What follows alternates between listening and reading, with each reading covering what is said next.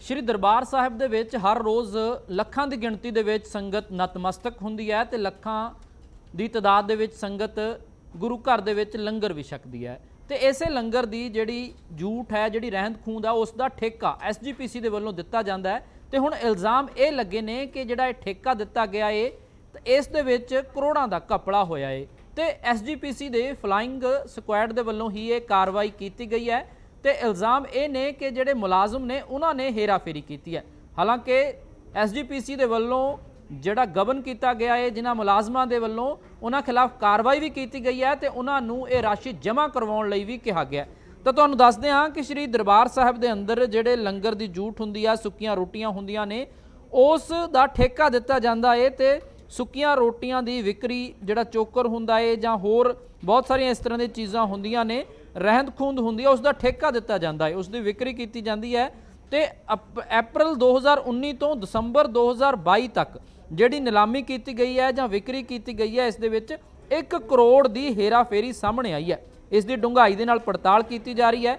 दस्सिया यह जा रहा है कि पहलां गल सामने आई कि 62 लाख की हेरा फेरी हुई है, पर हुण पड़ताल तो बाद एक करीब 1 करोड़ तक पुज गई है कि 1 करोड़ की हेरा फेरी हुई है। श्रोमणी कमेटी के फ्लाइंग विभाग के वलों 2 स्टोर कीपरां नूं मुअत्तल किया गया तो लाखां रुपए वसूलण के आदेश भी दिते गए सन।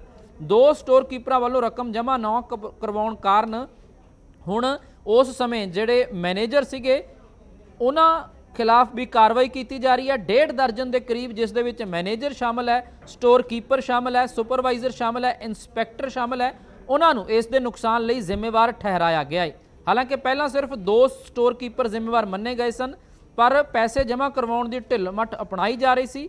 तां हुण जिहड़े श्री दरबार साहिब दे कई जिहड़े मैनेजर रह चुके ने, सेवा मुक्त मैनेजर ने, ते कुछ मुलाजम ने भावें वो अपने आप नूं निर्दोष दसदे ने, पर हुण जिहड़ा उन्हां खिलाफ कार्रवाई की जा रही है कि जिहड़ी लंगर छकदे ने उस तो बाद संगत लंगर छकण तो बाद बहुत सारा जिहड़ा रहंद खूंद है, जूठ है, वो बच जाती है, सुक्कीआं रोटियां बच जांदियां ने, जां जिहड़े चढ़ावे दे विच दाल वगैरह आउंदी है उसकी भी विक्री की जाती है तो उसनूं नीलाम किया जाता है, ठेका उसका दिता जाता है। तो उस दे विच हुण सामने आया है वो भी श्रोमणी कमेटी की जिहड़ी फ्लाइंग एक विभाग हैगा जिस दे वल्लों ये जांच की जाती है, ऑडिट टाइप हुंदा है कि ऑडिट किया जाता है। ये जांच सामने आया कि करोड़ां तक की यह हेरा फेरी हुई है, घपला होया, स्कैम होया।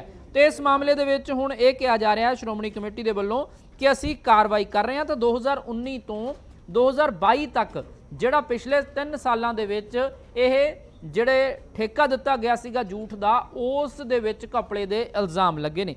हालांकि देखना होएगा हुण इस मामले दे विच की कार्रवाई हुंदी है, पर जिस ढंग दे नाल ये इल्ज़ाम सामने आए ने तां वड्डे सवाल जरूर खड़े हो रहे हैं कि झूठ दी ठेका देण दे विच भी ये करोड़ां दा घपला किवें हो गया, कौन कौन इस दे विच इनवॉल्व सीगा ते किस किस ते हुण तक कार्रवाई हुई है।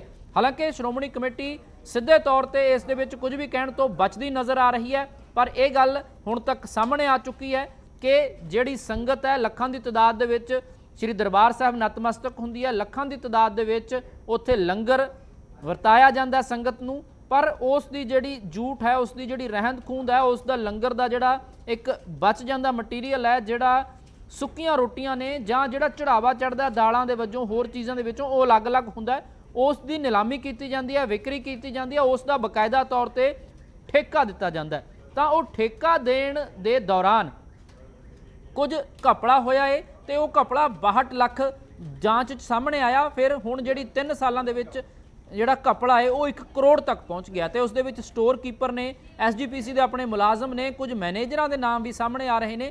हालांकि जिहड़े सेवा मुक्त मैनेजर ने उन्होंने इन्हां इल्ज़ामां नूं सिरे तो नकारिया है, पर ठगी जिहड़ी है वो 1 करोड़ तक पहुँच गई है। स्कैम दरअसल होया है।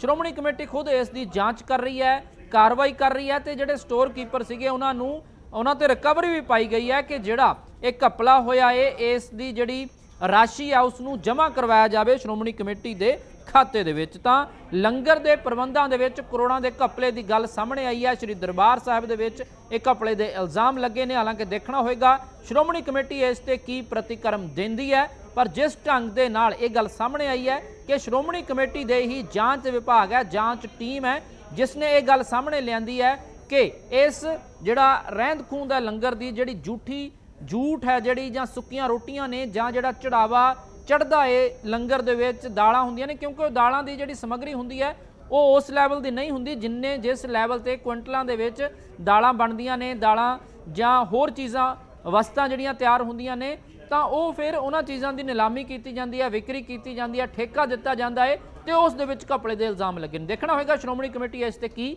ਕਾਰਵਾਈ ਕਰਦੀ ਹੈ।